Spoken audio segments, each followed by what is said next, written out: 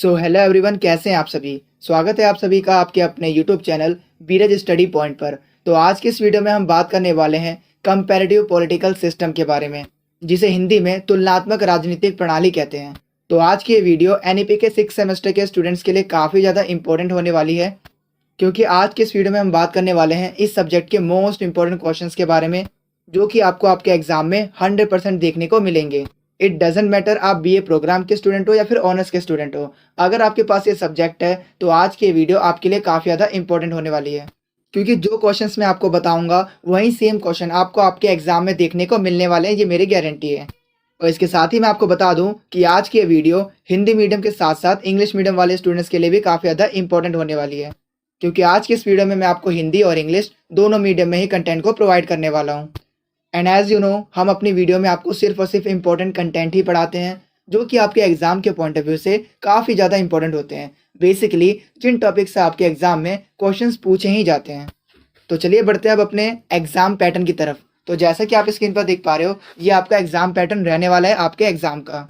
तो मैं आपको बता दूं कि ये जो पेपर है ये टोटल आपका 90 नंबर का होने वाला है, जिसे करने के लिए आपको टोटल 3 घंटे दिए जाएंगे। और इसके साथ ही मैं आपको बता दूं कि इसमें टोटल आपसे 10 क्वेश्चन पूछे जाएंगे, जिसमें से आपको कोई से भी 5 क्वेश्चन अटेम्प्ट करने होते हैं, और सभी क्वेश्चंस इक्वल मार्क्स के रहने वाले हैं। और इसके साथ ही मैं आपको बता दूं, इस क्वेश्चन पेपर को या तो आप हिंदी में अटेम्प्ट कर सकते हो या फिर इंग्लिश में, किसी भी एक लैंग्वेज में आप ये पूरा पेपर कर सकते हो।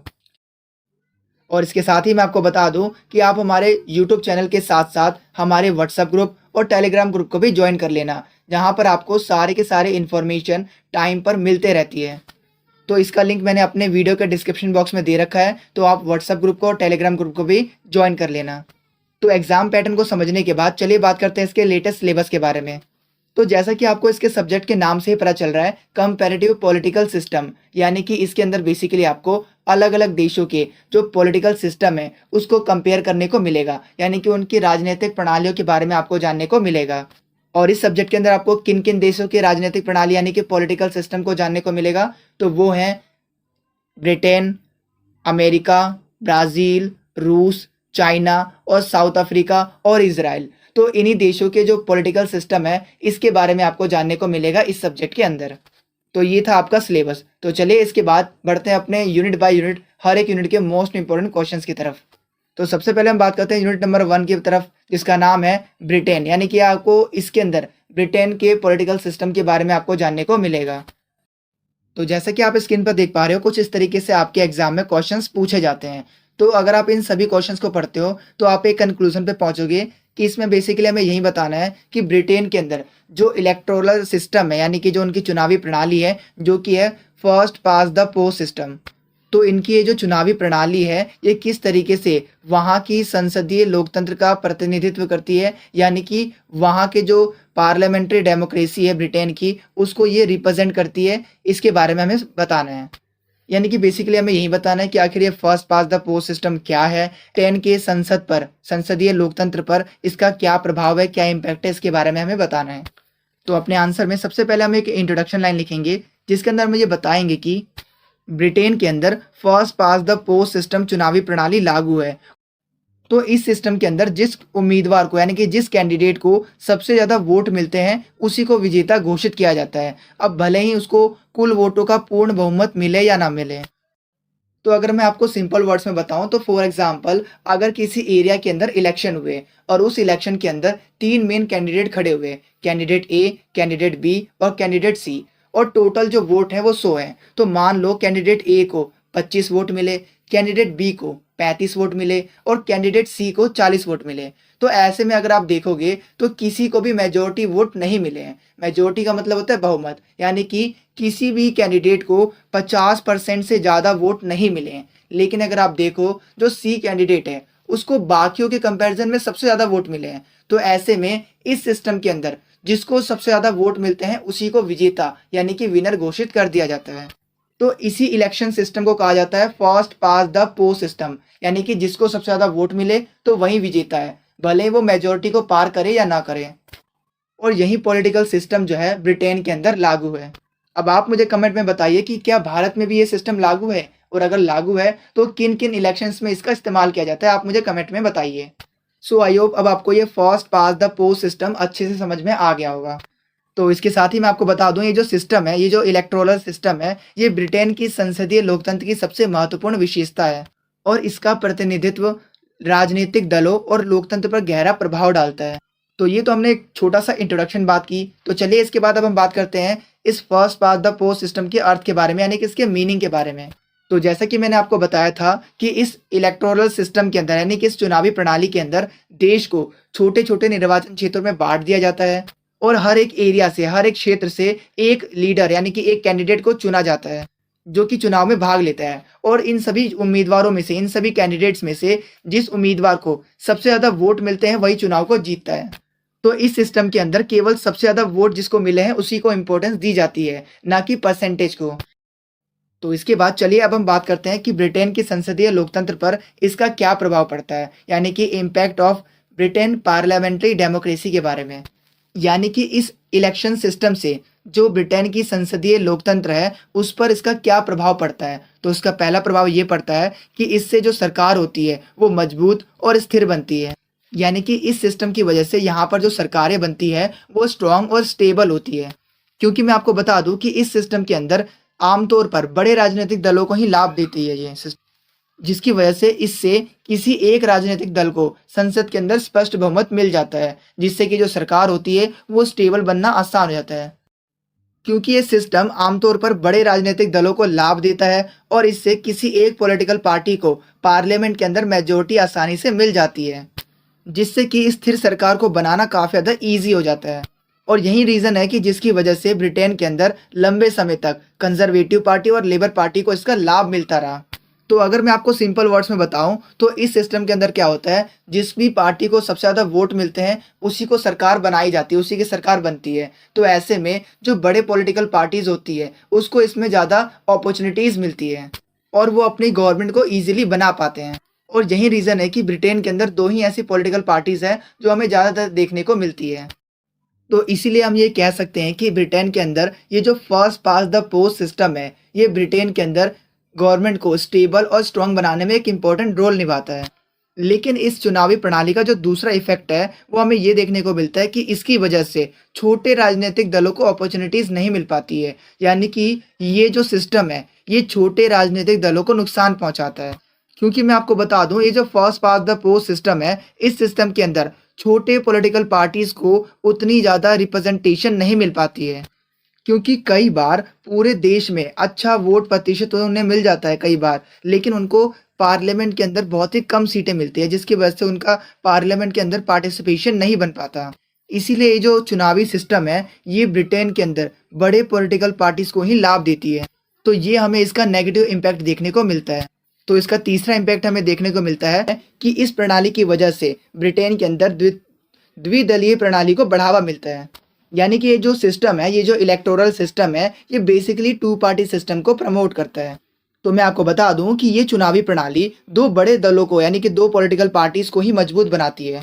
और इसी रीज़न की वजह से ब्रिटेन के अंदर कंजर्वेटिव पार्टी और लेबर पार्टी, ये दो पॉलिटिकल पार्टीज का हमें इन्फ्लुएंस ज़्यादा देखने को मिलता है, जिसकी वजह से छोटे पॉलिटिकल पार्टीज के लिए नेशनल लेवल पर सफलता प्राप्त करना काफ़ी ज़्यादा कठिन हो जाता है। और यही रीज़न है कि जिसकी वजह से ब्रिटेन के अंदर हमें दो दलीय राजनीति अधिक मजबूत दिखाई देती है। और इसके साथ ही मैं आपको बता दूं कि ब्रिटेन के अंदर ये जो first pass the post system है ये बेसिकली स्थानीय प्रतिनिधित्व को भी महत्व देता है।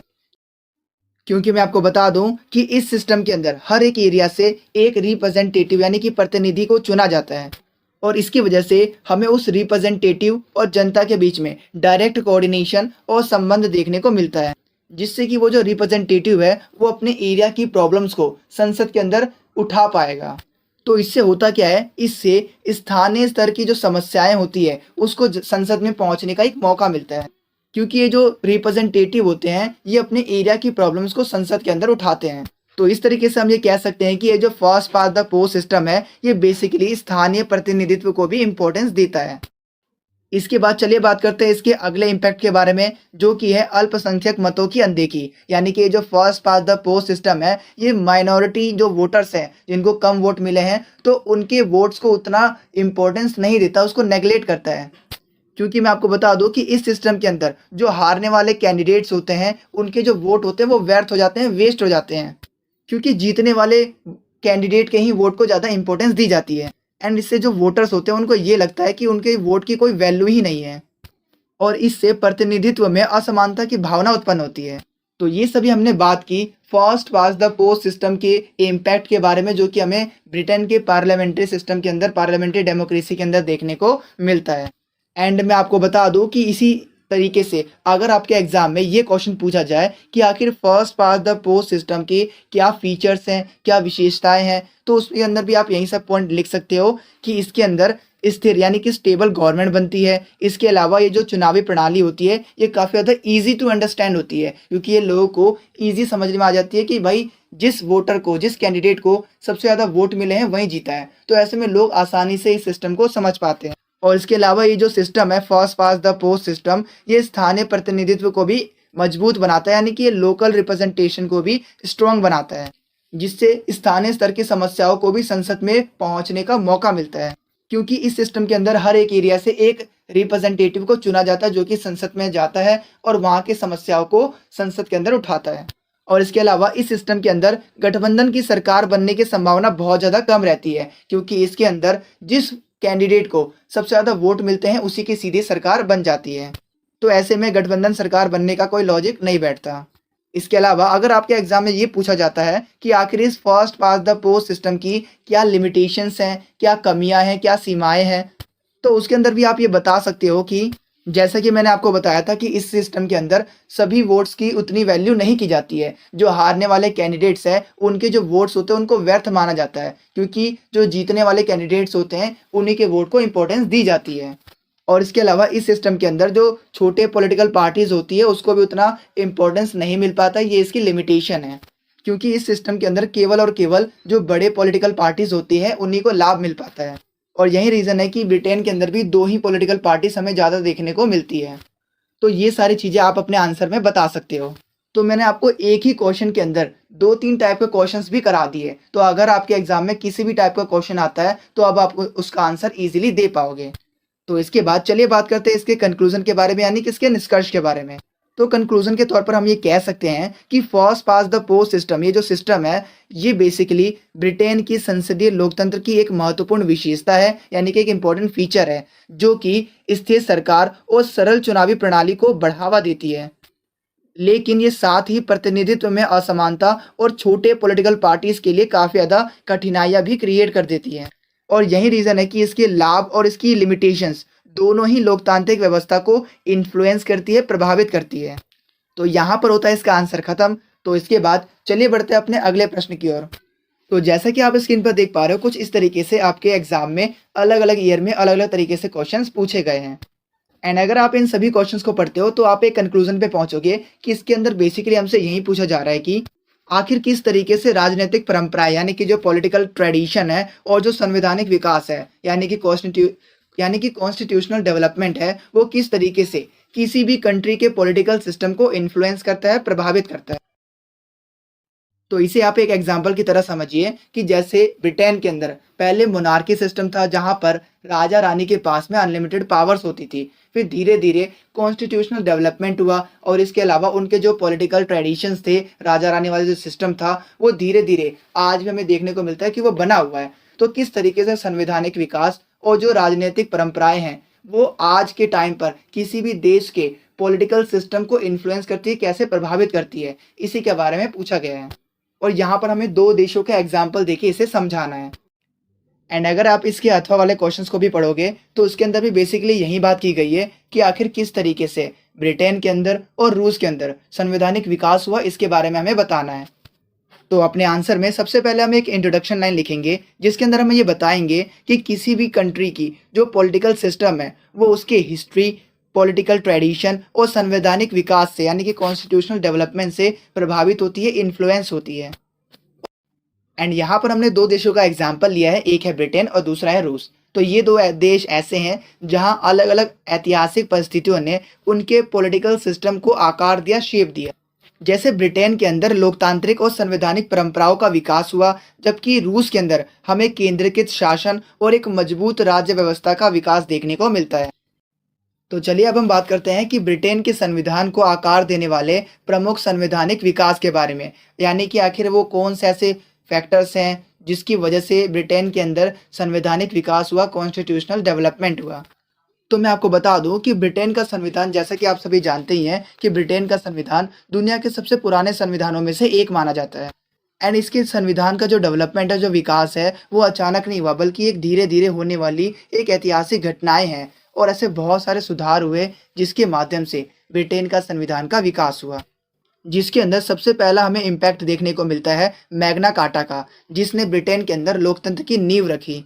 इसके बाद 1628 में पिटीशन ऑफ राइट्स आया, जिसने संसद का विकास किया।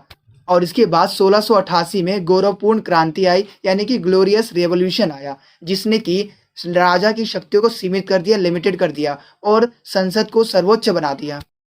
और इसके बाद 1689 में बिल ऑफ राइट्स आया, जिसने कि संसद को और भी ज़्यादा अधिकार दे दिए। और इसके बाद 1701 के अंदर हमें एक्ट ऑफ सेटलमेंट देखने को मिलता है, जो कि ब्रिटेन के पार्लियामेंट में आया था ये बिल, जिसने ब्रिटेन के अंदर न्यायपालिका की स्वतंत्रता को मजबूत किया, यानी कि यहाँ पर इसने जुडिशियरी को भी काफ़ी ज़्यादा स्ट्रॉन्ग बना दिया। और इसके बाद टाइम के साथ साथ ब्रिटेन के अंदर कैबिनेट प्रणाली और प्रधानमंत्री पद का भी विकास हुआ। और इसके बाद 1832 में, 1867 में और 1884 में हमें बहुत सारे ऐसे डेमोक्रेटिक रिफॉर्म्स, यानी कि लोकतांत्रिक सुधार देखने को मिलते हैं, जिसने ब्रिटेन के संविधान के विकास में, यानी उसके संवैधानिक विकास में एक इम्पोर्टेंट रोल निभाया। तो इन्हीं सभी चीज़ों के बारे में हमें बताना है कि किस तरीके से ब्रिटेन के अंदर संवैधानिक विकास हुआ, यानी कि कॉन्स्टिट्यूशनल डेवलपमेंट हुआ। तो ये तो मैंने आपको ब्रीफ में बता दिए सारे के सारे पॉइंट्स। तो चलिए अब एक एक करके इन्हें थोड़ा और डिटेल में समझ लेते हैं। तो इसके अंदर सबसे पहले हम बात करेंगे 1215 के मैग्ना कार्टा के प्रभाव के बारे में। तो मैं आपको बता दूं, ये जो मैग्ना कार्टा है, ये बेसिकली एक दस्तावेज था, एक बिल था, जिसके अंदर राजा की पावर्स को शॉर्ट करने की बात की गई थी, उसको लिमिट करने की बात की गई थी। तो मैं आपको बता दूं कि 1215 के अंदर इंग्लैंड में जो राजा थे, जिनका नाम था जॉन, तो उनको सामंतों के दबाव में आकर मैग्ना कार्टा बिल पर साइन करना पड़ा। और इस बिल के थ्रू राजा की पावर्स को लिमिटेड करने की कोशिश की गई। और इस दस्तावेज में ये भी कहा गया कि राजा जो है कानून से ऊपर नहीं होगा। और इस दस्तावेज के थ्रू, इस बिल के थ्रू लोगों को न्याय पाने का अधिकार दिया गया। और इससे ब्रिटेन के अंदर नागरिकों के अधिकारों और संवैधानिक शासन की स्टार्टिंग हुई। और यही रीजन है कि मैग्ना कार्टा को ब्रिटेन के लोकतंत्र की आधारशिला माना जाता है, बेस माना जाता है। तो इसके बाद होता है हमारा 1628 का पिटीशन ऑफ एक्ट, जिसने संसद का विकास किया। तो मैं आपको बता दूं कि 1600 के आसपास में ब्रिटेन का जो राजा था, जिसका नाम था चार्ल्स प्रथम, तो वो अपनी बहुत ज़्यादा मनमर्जी चला रहा था। वो बिना संसद की अनुमति के, परमिशन के कर वसूल रहा था और लोगों को बिना रीज़न की वजह से जेलों में भी डाल दे रहा था। तो राजा की इसी निरंकुश शक्ति के विरोध में संसद ने पिटीशन ऑफ राइट्स को प्रस्तुत किया, प्रेजेंट किया, यानी कि एक डॉक्यूमेंट बनाया और इस डॉक्यूमेंट के माध्यम से संसद ने सरकार की निरंकुश शक्तियों का विरोध किया। इससे संसद की जो पावर थी वो बढ़ी और नागरिकों के अधिकारों की भी सुरक्षा हुई। तो इस तरीके से पिटीशन ऑफ राइट ने संसद के विकास में और राजा के शक्तियों को कंट्रोल करने में एक इम्पोर्टेंट रोल निभाया। और यहीं से धीरे धीरे ब्रिटेन के अंदर संवैधानिक विकास की स्टार्टिंग होती जाती है। इसी के बाद हमें 1688 में, यानी कि 1688 के अंदर हमें गौरवपूर्ण क्रांति, यानी कि ग्लोरियस रेवोल्यूशन देखने को मिलता है ब्रिटेन के अंदर। तो मैं आपको बता दूं कि 1688 में ब्रिटेन के अंदर गौरवपूर्ण क्रांति होती है। और मैं आपको बता दूं कि इस क्रांति ने ब्रिटेन के अंदर संवैधानिक राजतंत्र की स्थापना की। और इस रेवोल्यूशन ने, इस क्रांति ने राजा की पावर्स को लिमिटेड कर दिया और संसद को सर्वोच्च बना दिया। और इससे ब्रिटेन के अंदर जो लोकतांत्रिक शासन था वो बहुत ज़्यादा मजबूत हो गया। और इसके बाद इसके अगले साल, यानी कि 1689 के अंदर बिल ऑफ राइट्स आता है। तो मैं आपको बता दूं कि 1689 में ब्रिटेन के पार्लियामेंट के अंदर बिल ऑफ राइट्स एक्ट को पारित किया जाता है, जिसने संसद को, यानी कि पार्लियामेंट को और भी ज़्यादा अधिकार दे दिए और राजा की पावर्स को लिमिटेड कर दिया। और इस बिल में ये भी कहा गया कि अब से राजा बिना पार्लियामेंट की अनुमति के, बिना उनकी अनुमति के वो ना तो कर लगा सकता है और ना ही अपने पास सैनिक रख सकता है।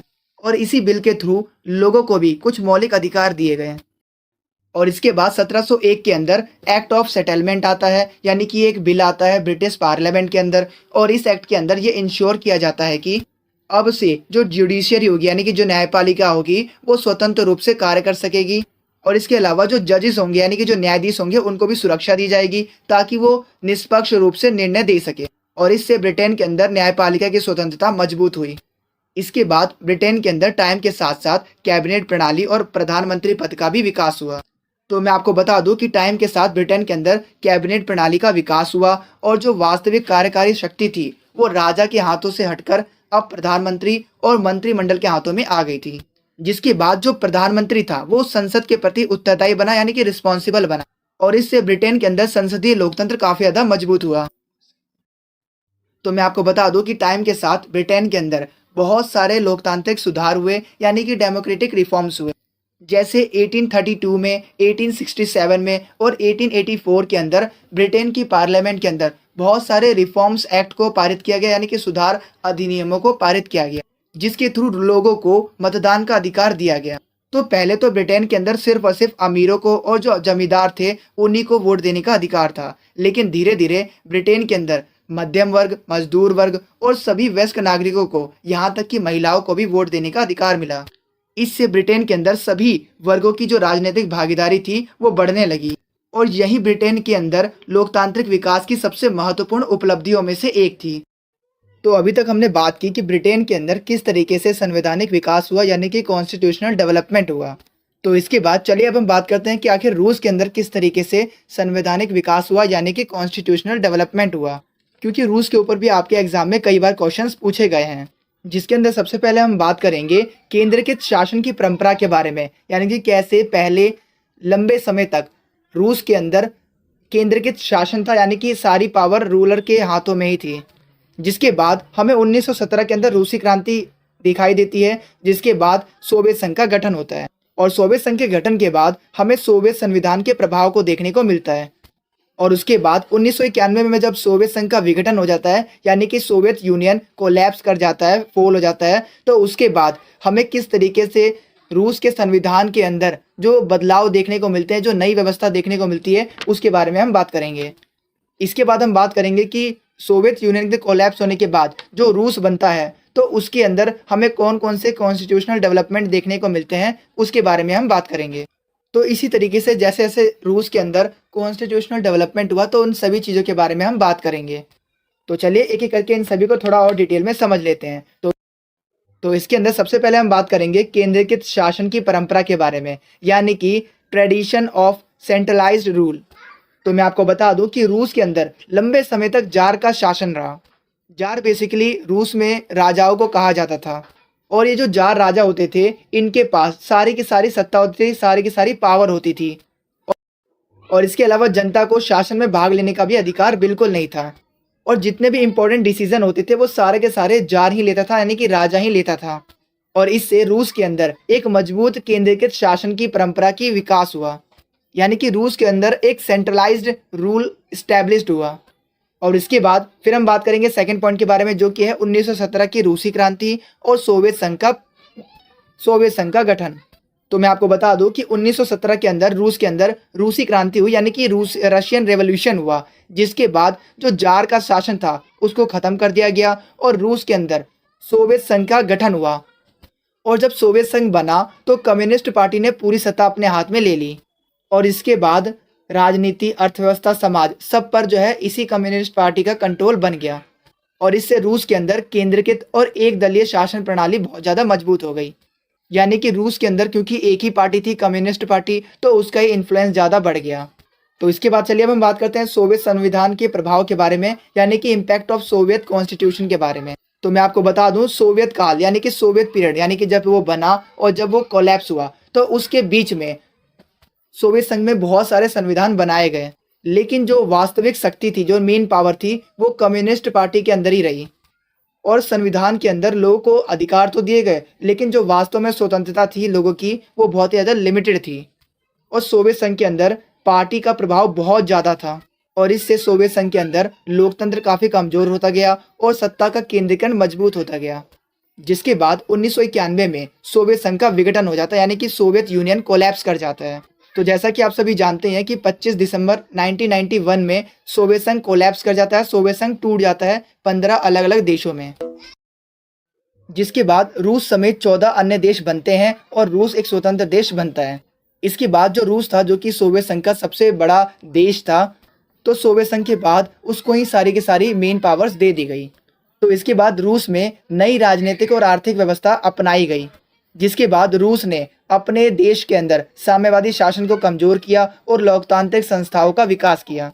और ये रूस के इतिहास का एक बहुत बड़ा परिवर्तन था, बहुत बड़ा चेंज था, क्योंकि पहले लंबे समय तक सेंट्रलाइज्ड रूल था जहां पर पार्टी का काफ़ी ज़्यादा इन्फ्लुएंस था। और इसके बाद 1993 में रूसी संविधान बनाया जाता है। तो मैं आपको बता दूं कि 1993 में रूस के अंदर एक नया संविधान लागू किया गया और इस संविधान ने, इस कॉन्स्टिट्यूशन ने रूस को संघीय गणराज्य बना दिया, यानी कि फेडरल रिपब्लिक बना दिया। और इस संविधान संशोधन के अंदर राष्ट्रपति को बहुत ज़्यादा पावर दे दी गई और संसद की भूमिका को भी तय कर दिया गया। और इससे रूस के अंदर एक नई संवैधानिक व्यवस्था स्थापित हुई, लेकिन जो राष्ट्रपति का जो इन्फ्लुएंस था, प्रभाव था, वो बहुत ज़्यादा मजबूत बना रहा। और इसके बाद हमें रूस के अंदर संघीय व्यवस्था का विकास देखने को मिलता है। हालांकि रूस जो था वो एक संघीय राज्य था जिसके अंदर बहुत सारे गणराज्य और क्षेत्र शामिल थे, लेकिन रूस के अंदर जो सेंट्रल गवर्नमेंट थी उसका इन्फ्लुएंस बहुत ज़्यादा था, उसका सभी राज्यों पर ज़्यादा कंट्रोल था। जो रूस का संविधान था वो राज्यों को भी कुछ अधिकार देता था, लेकिन जो सेंट्रल गवर्नमेंट थी उसका इन्फ्लुएंस, उसका प्रभाव ज़्यादा था। और यही रीज़न है जिसकी वजह से हम कह सकते हैं कि रूस के अंदर हमें संघीय और केंद्रीकृत दोनों शासन व्यवस्थाओं की विशेषताएं देखने को मिलती है। तो नेक्स्ट पॉइंट है राष्ट्रपति की शक्तियाँ। तो मैं आपको बता दूं कि रूस के अंदर राष्ट्रपति को सबसे ज़्यादा पावरफुल पोजीशन माना गया और राष्ट्रपति ही प्रधानमंत्री की नियुक्ति करता है और राष्ट्रीय नीतियों का भी वही समीक्षा करता है, उसी पर उसका कंट्रोल रहता है। और इसके अलावा जो सेना है, जो मिलिट्री है, इसके अलावा जो फॉरेन पॉलिसी है, वो भी राष्ट्रपति के अधीन होती है। और इससे रूस के अंदर एक राष्ट्रपति का इन्फ्लुएंस और केंद्रीकृत शासन ज़्यादा देखने को मिलता है। तो नेक्स्ट पॉइंट है लोकतंत्र और केंद्रीकरण का मिश्रण। तो मैं आपको बता दूं कि रूस के अंदर चुनाव, संसद, पॉलिटिकल पार्टीज जैसी संवैधानिक जो इंस्टीट्यूशंस है, जो लोकतांत्रिक इंस्टीट्यूशन है, वो मौजूद तो है, लेकिन जो वास्तव में जो सेंट्रल गवर्नमेंट है और जो प्रेसिडेंट है, उसका इन्फ्लुएंस, उसका प्रभाव हमें ज़्यादा देखने को मिलता है। और कई बार जो सेंट्रल गवर्नमेंट है वो अपोजिशन और मीडिया की स्वतंत्रता को लिमिटेड कर देती है। और यही रीज़न है जिसकी वजह से रूस के अंदर हमें लोकतंत्र और केंद्रीकरण दोनों ही प्रणालियों का मिश्रण देखने को मिलता है। तो नेक्स्ट पॉइंट है रूस के अंदर न्यायपालिका और संविधान की भूमिका। तो मैं आपको बता दूं कि रूस का संविधान न्यायपालिका और मीडिया की स्वतंत्रता की बात तो करता है, लेकिन रियलिटी में सरकार का जो इन्फ्लुएंस है वो न्यायपालिका के ऊपर हमें ज़्यादा देखने को मिलता है। और कई बार हमें मीडिया और अदालतों पर सरकारी दबाव ज़्यादा देखने को मिलता है। और यही रीज़न है जिसकी वजह से रूस के अंदर हमें उसकी न्यायिक स्वतंत्रता पर प्रश्न उठते हुए दिखाई देते हैं। और इससे सेंट्रल गवर्नमेंट की जो पावर है वो और भी ज़्यादा मजबूत होती गई। तो इसके बाद चलिए बात करते हैं इसके अगले पॉइंट के बारे में, जो कि है राजनीतिक दलों का नियंत्रण। तो मैं आपको बता दूं कि रशिया के अंदर इलेक्शन और पॉलिटिकल पार्टीज तो मौजूद है, लेकिन रियलिटी में जो सत्ताधारी दल है और जो सरकार है उसका हमें प्रभाव ज़्यादा देखने को मिलता है। रूस के अंदर अपोजिशन की भूमिका जो है बहुत ज़्यादा लिमिटेड है। और यही रीज़न है जिसकी वजह से हमें रूस के अंदर कमज़ोर लोकतंत्र और मजबूत केंद्रीकृत शासन देखने को मिलता है। इसके बाद अगर हम आज के टाइम पर रूस की राजनीतिक व्यवस्था को देखें तो हम ये देखेंगे कि आज रूस में मजबूत राष्ट्रपति प्रणाली और केंद्रीकृत शासन व्यवस्था है। जो रूस का संविधान है वो लोकतंत्र और संघवाद की बात तो करता है, लेकिन जो सेंट्रल गवर्नमेंट की पावर है वो बहुत ज़्यादा मजबूत है और उसी का इन्फ्लुएंस ज़्यादा देखने को मिलता है। रूस जो है वो अपनी राजनीतिक स्थिरता और राष्ट्रीय एकता को ज़्यादा महत्व देता है, ज़्यादा इंपॉर्टेंस देता है, और यही विशेषताएं आधुनिक रूसी राज्य की पहचान है। तो ये हमने बात की रूस के अंदर संवैधानिक विकास के बारे में कि किस तरीके से रूस के अंदर संवैधानिक विकास हुआ। एंड आई होप आपको ब्रिटेन और रूस दोनों के संवैधानिक विकास अच्छे से समझ में आ गया होगा। तो इसी के साथ यहाँ पर ये प्रश्न भी एंड होता है और हमारी यूनिट नंबर 1 भी कंप्लीट होती है। तो वीडियो में आगे बढ़ने से पहले मैं आपसे एक रिक्वेस्ट करना चाहूँगा कि जैसे आपका एग्ज़ाम खत्म होते हैं उसके बाद आप इस वीडियो पर दोबारा आया कीजिए और अपना फीडबैक ज़रूर शेयर कीजिएगा कि आपको हमारी इस एनिमेशन वीडियो से कितनी हेल्प मिली और हमारे बताए गए क्वेश्चंस में से कितने क्वेश्चन आपको आपका एग्ज़ाम में एग्जैक्टली देखने को मिले।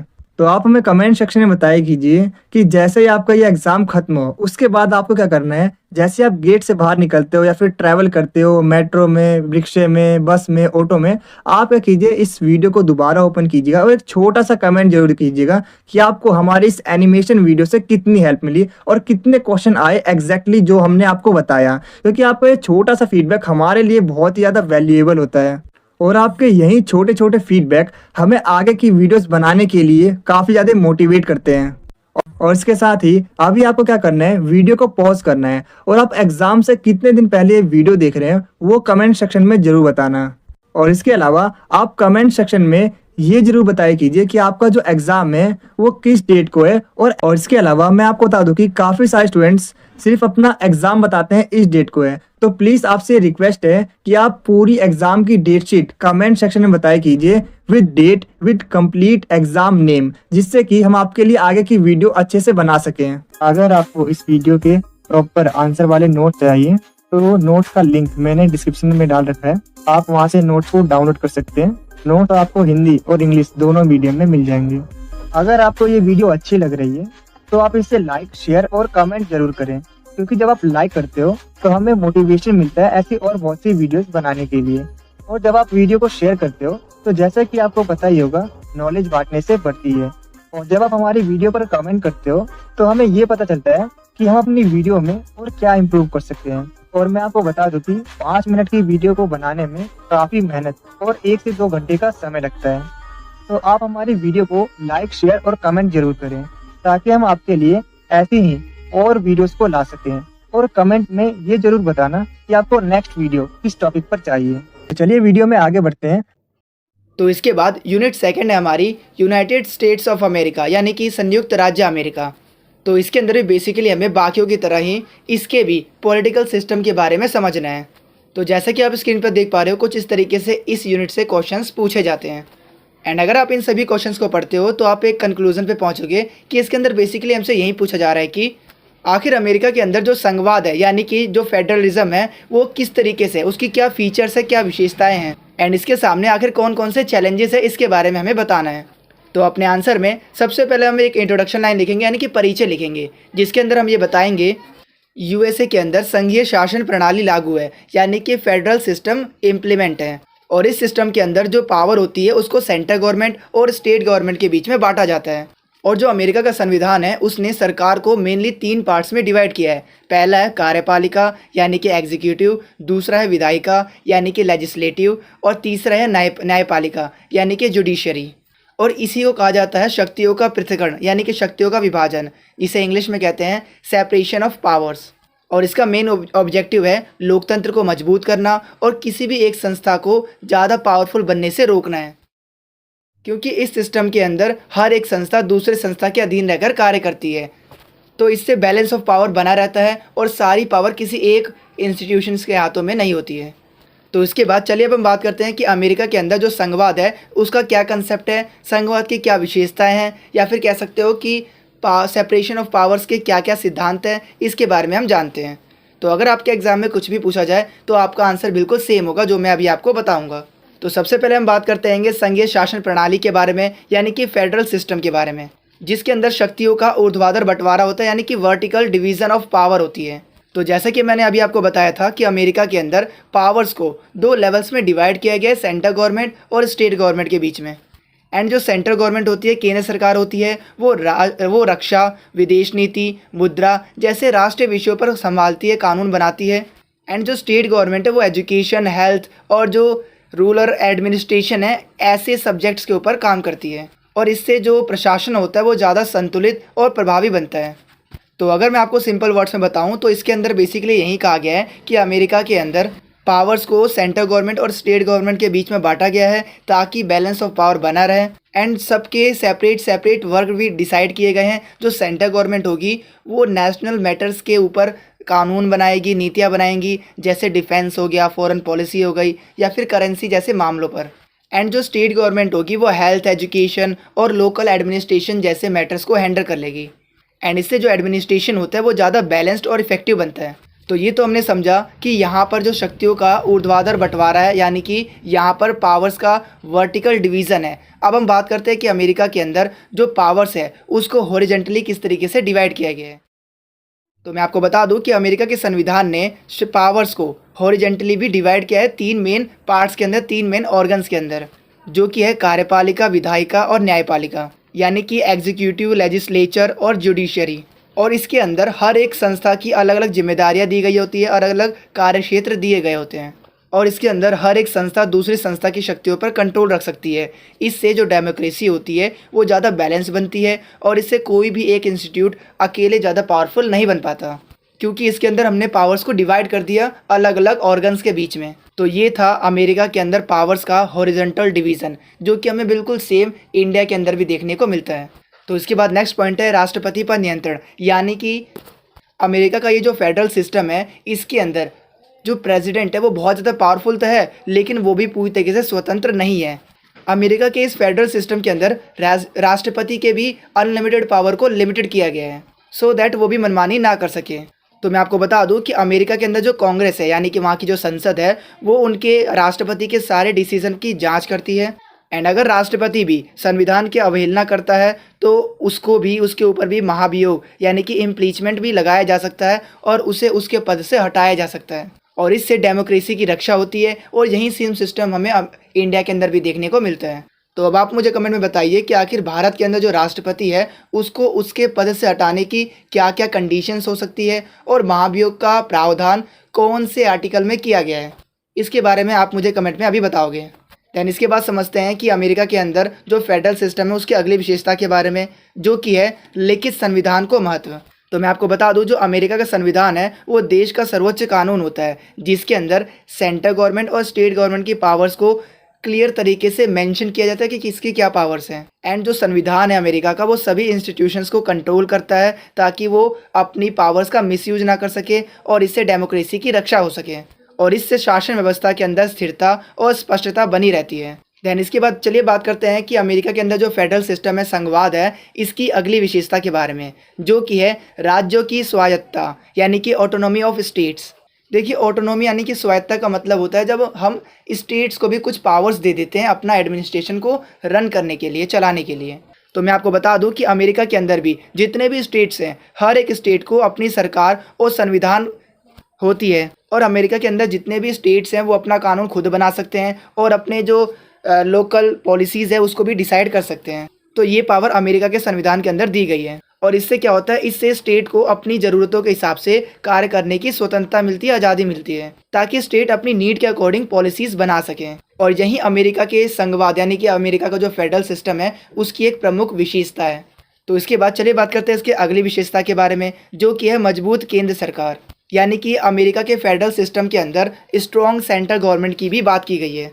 तो मैं आपको बता दूं कि हालांकि जो अमेरिका है वो एक संघीय देश है जहां पर पावर्स को डिवाइड किया गया है, लेकिन फिर भी जो सेंट्रल गवर्नमेंट है उसकी पावर ज़्यादा है। एंड मैं आपको बता दूं जो नेशनल सिक्योरिटी होती है, जो इकोनॉमिक पॉलिसीज़ होती है, इसके अलावा जो फॉरेन मैटर्स होते हैं उसके अंदर सेंट्रल गवर्नमेंट का इन्फ्लुएंस यानी कि प्रभाव हमें ज़्यादा देखने को मिलता है। एंड इसके अलावा कई बार सेंट्रल गवर्नमेंट की पॉलिसीज़ को भी सारे के सारे स्टेट्स को मानना पड़ता है। तो इस तरीके से हम ये कह सकते हैं कि अमेरिका के अंदर जो फेडरल सिस्टम है उसके अंदर सेंट्रल गवर्नमेंट का जो पावर है, जो इन्फ्लुएंस है, वो बहुत ज़्यादा है। हालांकि स्टेट गवर्नमेंट को भी पावर्स दी गई है। दैन इसके बाद जो नेक्स्ट विशेषता है वो ये है कि इसके अंदर लोकतंत्र को बढ़ावा देने की बात की गई है। तो मैं आपको बता दूं कि अमेरिका के अंदर जो फेडरल सिस्टम है इसके अंदर जनता को भी शासन में भागीदारी का अवसर दिया गया है, जिसके अंदर जो लोग होते हैं वो भी राज्य और राष्ट्रीय दोनों स्तर पर अपने प्रतिनिधियों का चुनाव करते हैं। इससे लोकतंत्र मजबूत होता है और ऐसे में जनता की प्रॉब्लम सरकार तक पहुंचती है,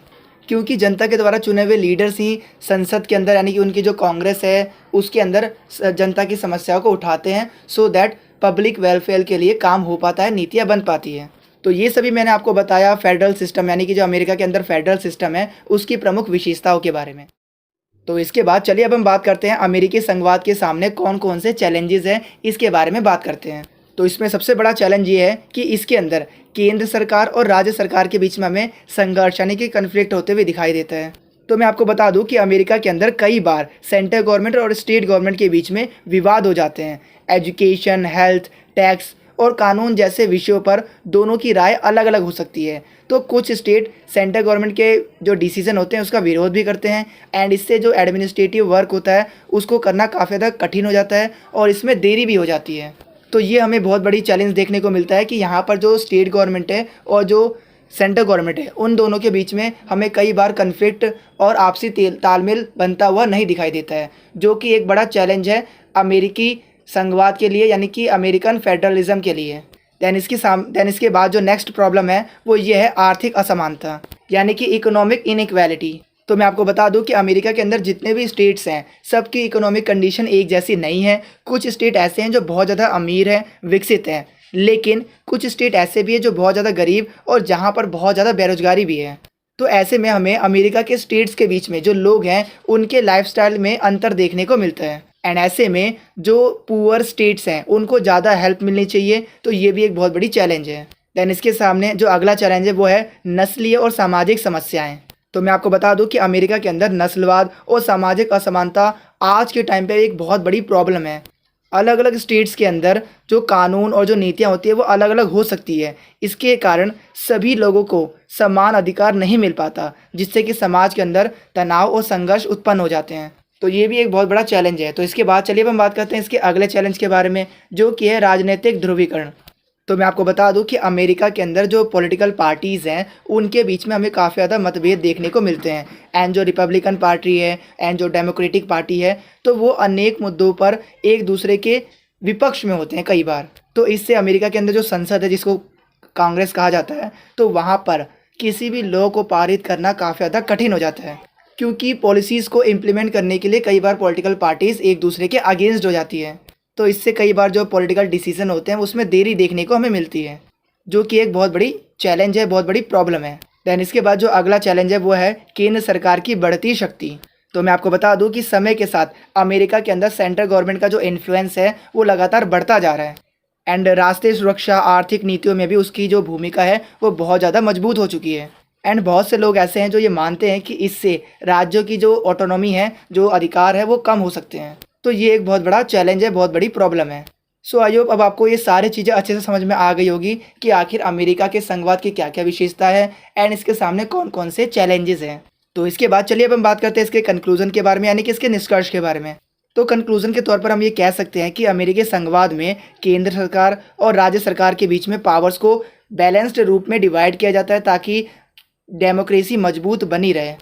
हालांकि राजनीतिक मतभेद, आर्थिक असमानता और सेंट्रल गवर्नमेंट की बढ़ती पावर ने इसके सामने एक बहुत बड़ी चैलेंज लाके खड़ा कर दिया है, बहुत बड़ी ये प्रॉब्लम्स भी हैं। तो यहाँ पर होता है इसका आंसर ख़त्म। तो इसके बाद जो नेक्स्ट टाइप का आपके एग्ज़ाम में क्वेश्चन पूछा जाता है वो बेसिकली अमेरिका के बढ़ते प्रभाव के ऊपर पूछा जाता है। तो जैसा कि आप स्क्रीन पर देख पा रहे हो, कुछ इस तरीके से आपके एग्ज़ाम में अलग अलग ईयर में अलग अलग तरीके से क्वेश्चंस पूछे गए हैं। एंड अगर आप इन सभी क्वेश्चंस को पढ़ते हो तो आप एक कंक्लूजन पे पहुंचोगे कि इसके अंदर बेसिकली हमें यही बताना है कि आखिर किस तरीके से अमेरिका अपनी आर्थिक शक्तियों का इस्तेमाल दुनिया पर अपना प्रभाव बढ़ाने के लिए कर रहा है। तो आखिर वो कौन कौन सी ऐसी स्ट्रेटजीज़ को फॉलो कर रहा है जिसके थ्रू वो अपना दुनिया के ऊपर एक इकोनॉमिक कंट्रोल बैठा रहा है। तो इसी के बारे में आपके एग्ज़ाम में क्वेश्चंस पूछे जाते हैं। 100% आपके एग्ज़ाम में ये वाला क्वेश्चन भी आएगा ही आएगा।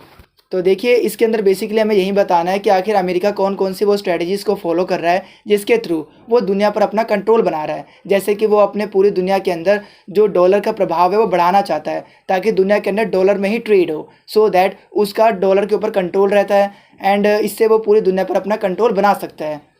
एंड इसके अलावा वो बहुत सारे ऐसे ऑर्गेनाइजेशंस है जैसे UNO, इसके अलावा IMF, तो वहाँ पर वो ज़्यादा फंडिंग देता है सो दैट जो भी पॉलिसीज़ बने वो अमेरिका के फेवर में ही बने। तो ऐसे कर करके जो अमेरिका है वो बहुत सी ऐसी पॉलिसीज़ अपना दुनिया के अंदर इम्प्लीमेंट करता है जिसके थ्रू वो दुनिया के ऊपर अपना प्रभाव बढ़ाता है। तो इसी के ऊपर ये क्वेश्चन है। तो इसका जो आंसर है वो आपको हमारे PDF में मिल जाएगा। देखिए, टाइम बहुत कम है और हमें बहुत सारे यूनिट्स भी कवर करने हैं, तो मैं आपको यही रिकमेंड करूँगा कि आप इसका आंसर PDF से देख लीजिएगा। तो इसके बाद यूनिट नंबर 3 है हमारी ब्राज़ील। तो इस यूनिट से कुछ इस तरीके से आपके एग्ज़ाम में अलग अलग ईयर में अलग अलग तरीके से क्वेश्चंस पूछे जाते हैं। एंड अगर आप इन सभी क्वेश्चंस को पढ़ते हो तो आप एक कंक्लूजन पे पहुंचोगे कि इसके अंदर बेसिकली हमें यही बताना है कि आखिर वो कौन से ऐसे फैक्टर्स थे, कारक थे, जिसने ब्राज़ील के संविधान के निर्माण में एक इम्पोर्टेंट रोल निभाया। यानी कि ऐसी कौन कौन सी कंडीशंस बन चुकी थी जिसकी वजह से ब्राज़ील के संविधान का निर्माण हुआ। एंड इसके साथ ही हमें यह भी बताना है कि जब ब्राज़ील का संविधान बन गया तो उसके अंदर ब्राज़ील के जो प्रादेशिक संघवाद है उसकी क्या क्या विशेषताएं हैं, उसके बारे में भी एग्जाम में क्वेश्चंस पूछे गए हैं। तो अपने आंसर में सबसे पहले हम एक परिचय लिखेंगे, यानी कि इंट्रोडक्शन लाइन लिखेंगे, जिसके अंदर हम ये बताएंगे कि जो ब्राज़ील है वो दक्षिण अमेरिका का एक बहुत बड़ा देश है जहाँ पर 1988 में नया संविधान को लागू किया गया, जिसे सिटीज़न कॉन्स्टिट्यूशन भी कहा गया। और ये जो संविधान था ये मिलिट्री रूल के एंड होने के बाद लोकतंत्र को मजबूत बनाने के लिए बनाया गया था, जिसके अंदर संघवाद, लोकतंत्र, मानवाधिकार और सामाजिक न्याय पर विशेष जोर दिया गया। तो अगर मैं आपको सिंपल वर्ड्स में बताऊं तो बेसिकली इसके अंदर यही कहा गया है कि जो ब्राज़ील है वो साउथ अमेरिका का एक लार्जेस्ट कंट्री है, जिसके अंदर 1988 के अंदर एक न्यू कॉन्स्टिट्यूशन को इम्प्लीमेंट किया गया था और इस कॉन्स्टिट्यूशन को कहा गया सिटीज़न कॉन्स्टिट्यूशन। और ये जो कॉन्स्टिट्यूशन था ये ब्राज़ील के अंदर जो मिलिट्री रूल था उसके एंड होने के बाद लोकतंत्र को मजबूत बनाने के लिए, डेमोक्रेसी को स्ट्रेंथन करने के लिए बनाया गया था। और इस कॉन्स्टिट्यूशन के अंदर स्पेशल इम्पोर्टेंस दी गई थी फेडरलिज्म को, डेमोक्रेसी को, ह्यूमन राइट्स को और सोशल जस्टिस को। तो ये तो हमने थोड़ा सा इंट्रोडक्शन जाना ब्राज़ील के बारे में। तो चलिए अब हम बात करते हैं उन फैक्टर्स के बारे में, उन कारकों के बारे में जो कि 1988 के अंदर ब्राज़ील के संविधान के निर्माण के लिए रिस्पॉन्सिबल थे, जिम्मेदार थे। यानी कि हम बात करेंगे उन कंडीशंस के बारे में जिसकी वजह से 1988 के अंदर ब्राज़ील का संविधान बनाया गया। तो इसमें फर्स्ट पॉइंट है सैन्य शासन का अंत, यानी कि एंड ऑफ मिलिट्री रूल। तो मैं आपको बता दूं कि ब्राज़ील के अंदर कई सालों तक सैन्य शासन यानी कि मिलिट्री रूल बना रहा, जिसके अंदर लोगों को बिल्कुल भी फ्रीडम नहीं थी एंड जो जनता थी उसको अपनी बात को खुल के रखने का भी अधिकार बिल्कुल नहीं था। तो यही रीज़न है जिसकी वजह से लोगों ने डेमोक्रेसी और स्वतंत्र चुनाव की मांग करने लगे लोग, और इसकी वजह से मिलिट्री रूल को समाप्त करने के बाद एक नया संविधान बनाया गया एंड इसी संविधान को कहा गया सिटीज़न कॉन्स्टिट्यूशन। तो मिलिट्री रूल यानी कि सैन्य शासन वो रीज़न था जिसकी वजह से ब्राज़ील के अंदर एक नया संविधान बनाने की आवश्यकता महसूस हुई। तो इसके बाद चलिए बात करते हैं नेक्स्ट पॉइंट के बारे में जो कि है लोकतंत्र की स्थापना की आवश्यकता। तो मैं आपको बता दूं कि ब्राज़ील के अंदर जो नया संविधान बनाया गया उसका मेन ऑब्जेक्टिव था ब्राज़ील के अंदर डेमोक्रेसी को स्ट्रॉन्ग बनाना और लोगों को वोटिंग का राइट देना और अपनी सरकार चुनने का अधिकार देना।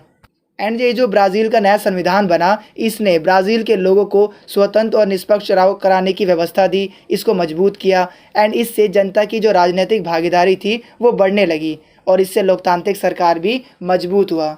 देन इसके बाद नेक्स्ट पॉइंट है मानव अधिकारों की रक्षा। तो मैं आपको बता दूं कि मिलिट्री रूल के दौरान लोगों को बिल्कुल भी अधिकार नहीं था एंड उस टाइम पे लोगों के अधिकारों का भी उल्लंघन किया जा रहा था। तो इसीलिए 1988 के संविधान के अंदर मानव अधिकारों और नागरिकों के अधिकारों पर विशेष महत्व दिया गया, इसको ज़्यादा इम्पोर्टेंस दी गई एंड लोगों को राइट टू स्पीच, इक्वालिटी और जस्टिस जैसे अधिकार दिए गए। इससे लोकतांत्रिक मूल्य और नागरिकों के अधिकार जो हुए वो मजबूत हुए। तो इसके बाद नेक्स्ट है सामाजिक असमानता को कम करना, यानी कि ये जो संविधान बना इसने सोशल इनइक्वालिटी को रिड्यूस किया। क्योंकि मैं आपको बता दूं कि ब्राज़ील के अंदर अमीर और गरीबों के बीच में बहुत बड़ा हमें डिफरेंस देखने को मिलता है, इकोनॉमिक डिफरेंस।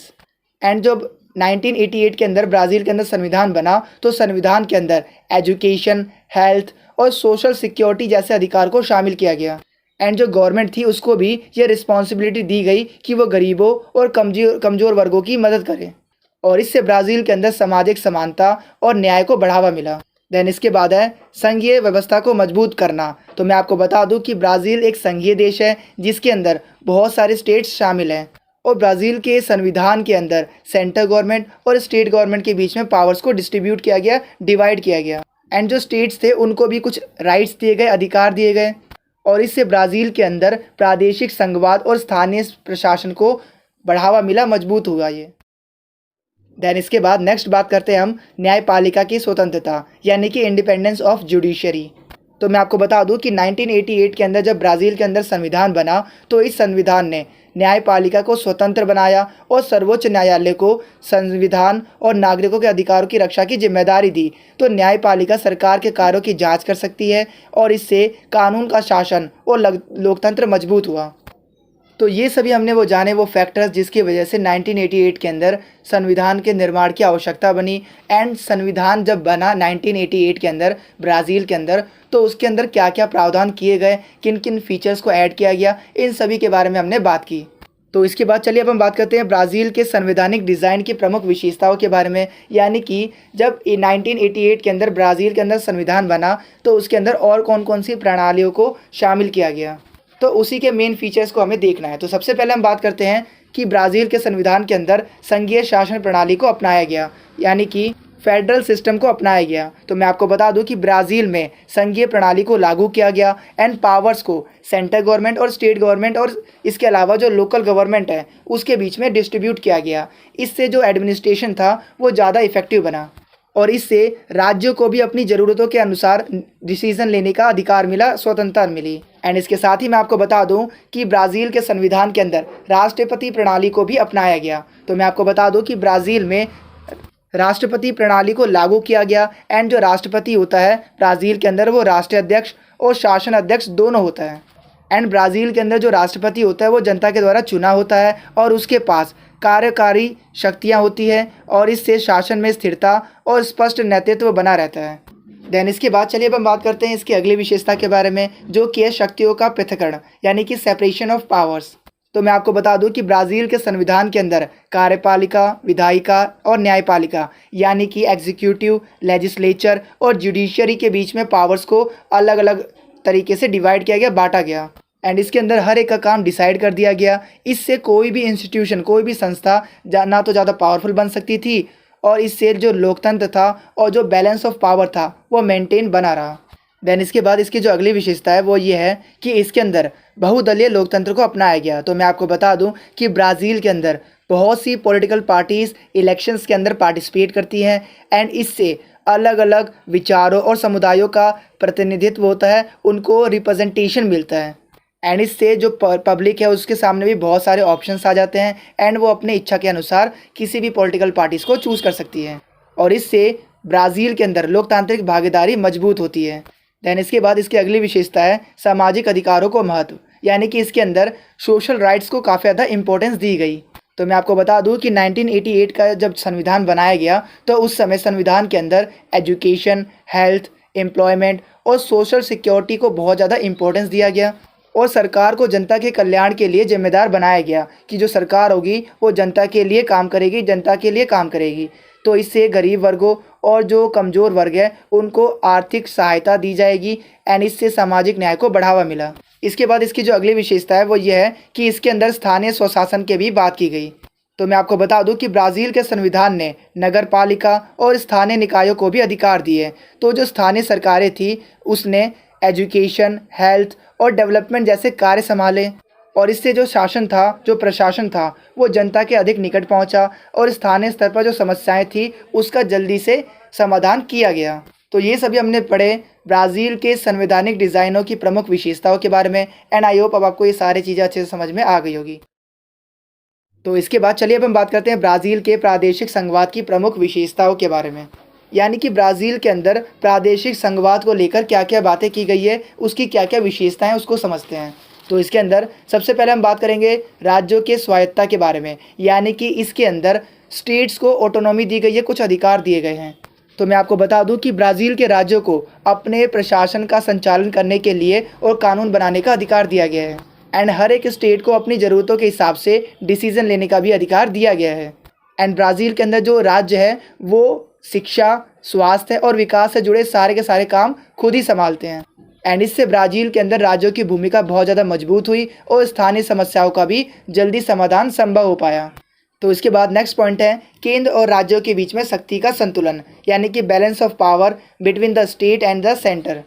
तो मैं आपको बता दूं कि ब्राज़ील का जो संविधान है यानी कॉन्स्टिट्यूशन है वो सेंट्रल गवर्नमेंट और स्टेट्स के बीच में पावर्स को इक्वली डिवाइड करता है एंड जो राष्ट्रीय सुरक्षा है, विदेश नीति है और जो मुद्रा है, ऐसे विषयों पर केंद्र सरकार कानून बनाएगी, सारे अधिकार रखेगी एंड जो एजुकेशन हुआ, हेल्थ हुआ, इसके अलावा लोकल एडमिनिस्ट्रेशन हुआ, तो ये सारे राज्यों के अधीन आएंगे। तो इस तरीके से ब्राज़ील के संविधान के अंदर सेंट्रल गवर्नमेंट और स्टेट गवर्नमेंट दोनों के अधिकार क्षेत्र दिए गए हैं एंड ऐसे में दोनों ही सरकारें देश के विकास के लिए मिलकर काम करती हैं। देन इसके बाद अब हम बात करते हैं आर्थिक संसाधनों के वितरण के बारे में, यानी कि डिस्ट्रीब्यूशन ऑफ इकोनॉमिक रिसोर्सेज के बारे में। तो मैं आपको बता दूं कि ब्राज़ील के संविधान में सेंट्रल गवर्नमेंट और स्टेट्स के बीच में धन और संसाधनों के वितरण की व्यवस्था की गई है, यानी कि इनकी डिस्ट्रीब्यूशन के बारे में बताया गया है, जिसके अंदर जो सेंट्रल गवर्नमेंट होती है वो स्टेट्स को इकोनॉमिक हेल्प देती है, आर्थिक सहायता देती है, जिसका उद्देश्य है कि सभी क्षेत्रों को समान विकास के अवसर मिले और वो अपना विकास सुनिश्चित कर सकें और इससे गरीब और पिछड़े राज्यों को भी विकास करने का अवसर मिलते हैं एंड इसके अलावा मैं आपको बता दूं कि ब्राज़ील के जो प्रादेशिक संघवाद है इसके अंदर स्थानीय विकास को बढ़ावा दिया गया एंड इसके साथ ही इसके अंदर स्थानीय सरकारों की भूमिका को भी काफ़ी इम्पोर्टेंस दी गई एंड इसके साथ ही यहाँ पर विविधता को भी बनाए रखने की बात की गई है। तो ये था हमारा आंसर एंड आई होप अब आपको ये समझ में आ गया होगा ब्राज़ील वाला क्वेश्चन। तो इसके बाद चलिए अब हम बात करते हैं अपने अगले प्रश्न की ओर। तो इसके बाद चलिए अब हम बात करते हैं यूनिट नंबर 5 के बारे में। तो यूनिट 5 से बेसिकली आपके चाइना के ऊपर क्वेश्चंस पूछे जाते हैं। तो जैसा कि आप स्क्रीन पर देख पा रहे हो कुछ इस तरीके से आपके एग्जाम में अलग अलग ईयर में अलग अलग तरीके से चाइना के ऊपर क्वेश्चंस पूछे गए हैं एंड अगर आप इन सभी क्वेश्चंस को पढ़ते हो तो आप एक कंक्लूजन पे पहुंचोगे कि इसके अंदर बेसिकली हमें यही बताना है कि 1949 से लेकर अब तक चीनी कम्युनिस्ट पार्टी ने किस तरीके से चीन की जो राजनीतिक और जो आर्थिक व्यवस्था थी उसको एक आकार दिया, शेप दिया, इसके बारे में हमें बताना है। एंड इसके साथ ही हमें यह भी बताना है कि चीनी राजनीति के विकास के अंदर जो सांस्कृतिक क्रांति हुई थी यानी कि कल्चरल रेवोल्यूशन हुआ था तो उसका क्या इंपॉर्टेंस है, क्या महत्व है, इसके बारे में भी पूछा गया है। तो अपने आंसर में सबसे पहला हम एक परिचय लिखेंगे यानी कि इंट्रोडक्शन लाइन लिखेंगे जिसके अंदर हम ये बताएंगे कि 1949 में माओ त्से-तुंग के नेतृत्व में इनके लीडरशिप में चीनी कम्युनिस्ट पार्टी ने चीन के अंदर साम्यवादी शासन की स्थापना की यानी कि कम्युनिस्ट रूल को इस्टेब्लिश किया एंड इसके बाद चीन की राजनीति, अर्थव्यवस्था और समाज पूरी तरीके से बदल गए। चीनी कम्युनिस्ट पार्टी ने केंद्रीकृत शासन अपनाया, समाजवादी अर्थव्यवस्था अपनाई और राजनीतिक नियंत्रण को मजबूत किया एंड टाइम के साथ चीन ने आर्थिक सुधार भी किए और लेकिन राजनीतिक नियंत्रण आज भी कम्युनिस्ट पार्टी के हाथों में ही बना हुआ है। तो ये तो हमने छोटा सा इंट्रोडक्शन जाना कि चीन की आज़ादी से लेकर यानी कि 1949 में जब चीनी रेवोल्यूशन हुआ तो उसके बाद चीन के अंदर किस किस तरीके से चेंजेस हुए उसका एक हमने छोटा सा इंट्रोडक्शन जाना। तो इसके बाद चलिए अब हम बात करते हैं कि 1949 से लेकर अब तक चीनी कम्युनिस्ट पार्टी ने किस तरीके से चीन के अंदर जो पॉलिटिकल और जो इकोनॉमिक सिस्टम था उसको आकार दिया, उसको शेप दिया, उसके बारे में बात करते हैं। तो इसके अंदर सबसे पहले हम बात करेंगे स्टार्टिंग से जब चीन के अंदर एक दलीय शासन व्यवस्था की स्थापना हुई थी। तो मैं आपको बता दूं कि 1949 में चीनी क्रांति होती है जिसमें कम्युनिस्ट पार्टी के पावर में आने के बाद चीन के अंदर एक दलीय शासन व्यवस्था को लागू किया गया एंड चीनी कम्युनिस्ट पार्टी सबसे ज़्यादा पावरफुल पॉलिटिकल पार्टी बन गई एंड जो बाकी पॉलिटिकल पार्टीज़ के जो रोल थे उनको लिमिटेड कर दिया गया एंड इससे पूरे चाइना के ऊपर बस एक ही पार्टी का डोमिनेंस बना रहा जो कि थी कम्युनिस्ट पार्टी। दैन इसके बाद स्टार्ट होती है हमारी केंद्रीकृत शासन व्यवस्था यानी कि अब चीन ने अपनी केंद्रीकृत शासन व्यवस्था की स्थापना कर ली। तो मैं आपको बता दूं कि चीन के अंदर जितने भी पॉलिटिकल डिसीजन और जो एडमिनिस्ट्रेटिव डिसीजन लिए जाते हैं वो सारे के सारे कम्युनिस्ट पार्टी के लीडर्स ही लेते हैं एंड चीन के अंदर जो सेंट्रल गवर्नमेंट है उसका राज्यों के ऊपर और प्रशासन के ऊपर बहुत ही कड़ा कंट्रोल रहता है एंड इससे पूरे देश के अंदर एक जैसी पॉलिसीज़ को इम्प्लीमेंट करना, लागू करना काफ़ी ज़्यादा ईजी हो जाता है। लेकिन लोगों को राजनीतिक स्वतंत्रता नहीं दी गई थी। दैन इसके बाद हमें देखने को मिलता है माओ त्से-तुंग का प्रभाव यानी कि इन्फ्लुएंस ऑफ माओ त्से-तुंग।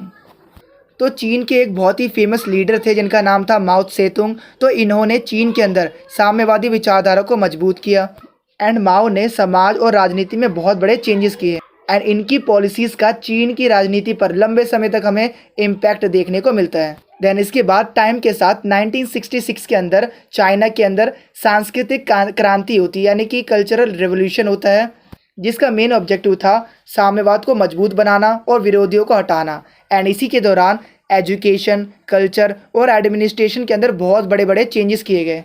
लेकिन इससे देश के अंदर अनस्टेबिलिटी और सामाजिक समस्याएं भी बढ़ गई एंड इसके बाद चीन की जो कम्युनिस्ट पार्टी थी उसने अपने राजनीतिक नियंत्रण को और मजबूत किया। तो इससे चीन के अंदर मीडिया, इंटरनेट और अभिव्यक्ति की स्वतंत्रता पर सरकार का कंट्रोल बना रहा एंड सरकार विरोधी विचारों को और आंदोलनों को लिमिटेड कर दिया गया। इससे सरकार राजनीतिक स्थिरता बनाए रखती है एंड जो लोकतांत्रिक स्वतंत्रता थी वो काफ़ी हद तक इससे सीमित हो गई। तो इस तरीके से चीन की जो कम्युनिस्ट पार्टी थी उसने चीन के अंदर राजनीतिक व्यवस्था को एक अलग ही शेप दिया और अपने इन्फ्लुएंस को बनाए रखा। तो इसके बाद चलिए अब हम बात करते हैं कि चीन के अंदर ये जो कम्युनिस्ट पार्टी थी इसने किस तरीके से चीन की राजनीतिक व्यवस्था को आकार प्रदान किया, एक अलग ही शेप दिया, यानी कि कौन कौन से इकोनॉमिक चेंजेस किए इसके बारे में बेसिकली हमें बताना है। तो मैं आपको बता दूं कि चीनी कम्युनिस्ट पार्टी के आने से चीन के अंदर साम्यवादी अर्थव्यवस्था की शुरुआत हुई। तो मैं आपको बता दूं कि 1949 के बाद चीन के अंदर साम्यवादी अर्थव्यवस्था को लागू किया गया और तो और बड़े उद्योग, बैंक और व्यापार को सरकार के कंट्रोल में लाए गए एंड इससे निजी व्यापार और निजी संपत्ति को लिमिटेड कर दिया गया, जिससे कि अर्थव्यवस्था पर राज्य का कंट्रोल ज़्यादा बना, यानी कि राज्य का कंट्रोल मजबूत हुआ। तो इसके बाद कम्युनिस्ट पार्टी ने कृषि के अंदर सुधार किया और सामूहिक खेती को बढ़ावा दिया। तो मैं आपको बता दूं कि कम्युनिस्ट पार्टी ने किसानों की ज़मीनों को सामूहिक खेतों में बदल दिया, यानी कि अब हर कोई अलग अलग खेती नहीं करेगा बल्कि सब साथ में मिलकर खेती करेंगे, जिससे कि ज़्यादा कृषि प्रोडक्शन होगा। हालांकि ये नीतियाँ उतनी ज़्यादा सफल नहीं रही और कई बार हमें जो है चीन के अंदर खाद्यान्न संकट भी देखने को मिले एंड इसकी वजह से किसानों को और आम लोगों को कठिनाइयों का भी सामना करना पड़ा। और इसके बाद चीन की पार्टी ने, यानी कि कम्युनिस्ट पार्टी ने आर्थिक सुधार और उदारीकरण को भी अपनाया बाद में। तो मैं आपको बता दूं कि 1978 के बाद देंग शोंगपेंग ने, यानी कि ये चीन के प्रधानमंत्री थे, जिन्होंने कई आर्थिक सुधार किए, जिसके अंदर निजी व्यापार और विदेशी निवेश को अनुमति दी गई कि अब फॉरेन इन्वेस्टमेंट भी आ सकती है चीन के अंदर एंड इससे चीन के अंदर उद्योग, व्यापार और रोजगार को बढ़ावा मिला, ये तेज़ी से बढ़े एंड इससे धीरे धीरे जो चीन था वो बढ़िया तरीके से ग्रो करने लगा और ये दुनिया की बड़ी इकोनॉमी के अंदर शामिल हो गया। तो ये भी सेम ऐसा ही था जैसे भारत में हुआ था। भारत ने भी अपने शुरुआत में विदेशी व्यापार के जो दरवाजे थे वो बंद कर रखे थे। फिर 1991 के बाद भारत ने भी अपनी विदेशी निवेश को खोला, जिसकी वजह से इंडिया की अर्थव्यवस्था भी वैश्विक अर्थव्यवस्था में तब्दील हो गई और इससे जो इंडिया भी है वो धीरे धीरे ग्रो करने लगा। तो सेम स्ट्रेटजी चाइना ने बहुत पहले ही अपना ली थी, जिसकी वजह से चाइना आज हमें इतना डेवलप देखने को मिलता है। इसके बाद तो कम्युनिस्ट पार्टी थी, उसने औद्योगिक विकास को भी बढ़ावा दिया। तो मैं आपको बता दूं कि चीन ने बड़े लेवल पर उद्योग और निर्माण क्षेत्र को बढ़ावा दिया और चीन की सरकार ने आधुनिक तकनीक और निर्यात आधारित उद्योगों को भी बढ़ावा दिया। इससे प्रोडक्शन बढ़ा और रोजगार के अवसर भी बढ़े एंड चीन जो है दुनिया की एक प्रमुख औद्योगिक देशों में से एक बन गया। इसके अलावा चाइना ने वैश्वीकरण और व्यापार को बढ़ावा दिया। इसके अलावा आर्थिक विकास के साथ साथ आर्थिक असमानता को भी दूर करने के लिए कई कदम उठाए। तो ये सभी थे कम्युनिस्ट पार्टी के द्वारा किए गए आर्थिक सुधार, या फिर हम कह सकते हैं कि ये सभी वो पॉलिसीज़ थी कम्युनिस्ट पार्टीज़ की जिसने चाइना की इकोनॉमिक सिस्टम को शेप दिया, आकार दिया। दैन इसके बाद अब हम बात करते हैं चाइना के अंदर जो सांस्कृतिक क्रांति हुई थी, यानी कि कल्चरल रिवॉल्यूशन हुआ था, उसकी क्या इंपॉर्टेंस है, उसके महत्व के बारे में बात करते हैं। तो मैं आपको बता दूं कि इससे चाइना के अंदर जो साम्यवादी विचारधारा थी वो काफ़ी ज़्यादा मजबूत हुई एंड इससे पुरानी विचारधारा और परंपराओं का विरोध किया गया इसके अंदर एंड इसी सांस्कृतिक क्रांति की वजह से हमें चाइना के अंदर राजनीतिक संघर्ष और हिंसा भी देखने को मिलती है। दैन इसका शिक्षा और संस्कृति पर भी गहरा प्रभाव पड़ा। तो ये सारी चीज़ें थी चीन के अंदर जो सांस्कृतिक क्रांति थी उसका इम्पोर्टेंस है ये सब एंड आई होप अब आपको ये भी समझ में आ गया होगा।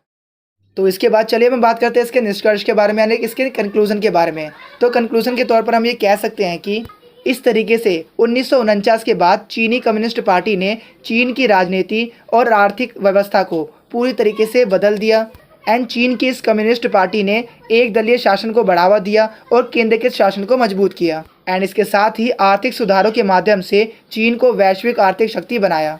तो ये सारी चीज़ें आप अपने आंसर में लिख सकते हो और यहाँ पर होता है इसका आंसर ख़त्म।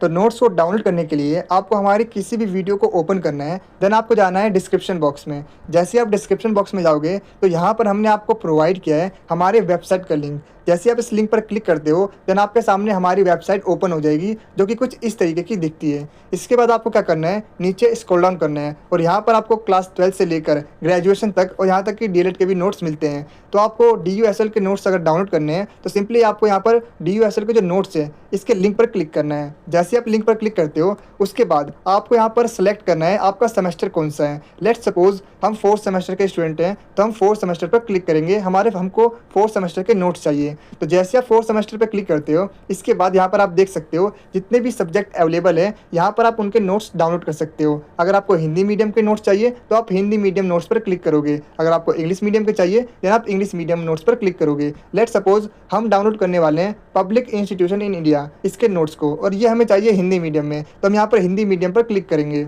तो यहाँ पर आप जैसे लिंक पर क्लिक करते हो तो आपके सामने एक पेमेंट पेज ओपन हो जाएगा कुछ इस तरीके का। इसके बाद आपको यहाँ पर क्या करना है, पे एंड डाउनलोड वाले बटन पर क्लिक करना है और जैसा कि आप देख सकते हो जो प्राइस है वो काफ़ी ज़्यादा रीजनेबल है। अगर आप कंपेयर करो अदर यूट्यूबर्स के मुकाबले तो उनके जो नोट्स होते हैं वो 200 से 300 के होते हैं, लेकिन वही हम आपको ओनली 49 रुपीज़ में ये नोट्स प्रोवाइड कर रहे हैं। और मैं आपको बताना चाहूँगा कि ये जो नोट्स है इसके अंदर जितने भी क्वेश्चंस हैं वो अभी तक आपके एग्ज़ाम में अलग अलग ईयर में अलग अलग तरीके से पूछे गए हैं। वो सारे के सारे क्वेश्चंस इसके अंदर आपको मिलने वाले हैं और इसके जो आंसर्स हैं वो टू द पॉइंट है। अगर आप इन आंसर्स को अपने एग्ज़ाम में लिख कर आते हो तो आप डेफिनेटली अपने एग्ज़ाम में अच्छा स्कोर कर पाओगे।